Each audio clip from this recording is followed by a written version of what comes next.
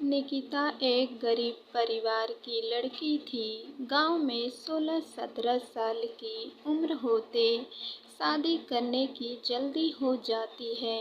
निकिता की शादी करवाने के लिए उसका परिवार जल्दी में था, क्योंकि उसकी 2 छोटी बहनें थीं।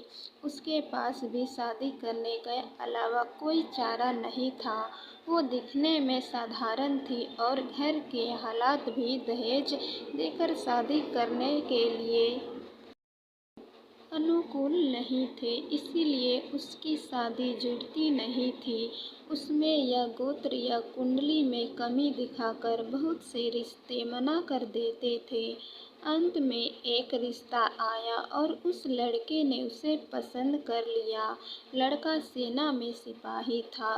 बुजुर्ग लोगों ने शादी करने पर नाराजगी जताई और कहने लगे कि लड़का अपनी पत्नी को समय नहीं दे पाया और कल शहीद हो गया। तो पिता ने बेटी से पूछा। निकिता ने अपने पिता की परेशानी देखकर शादी के लिए हामी भर दी और शादी हो गई।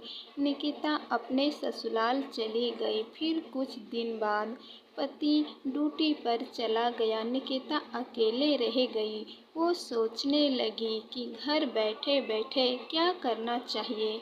सास से पूछने के बाद ही वो पहली बार घर की सीढ़ियों से नीचे उतरी। यह गांव कैसा है वो देखने गई थी। गांव बहुत बड़ा था, वहां उसे कोई नहीं पहचान सका। वो एक बड़ी सी दुकान के सामने चल रही थी, तभी एक दुकानदार ने आवाज़ लगाई और कहने लगा कि भाभी कोई सामान चाहिए क्या? उसने दूर से नहीं कहा।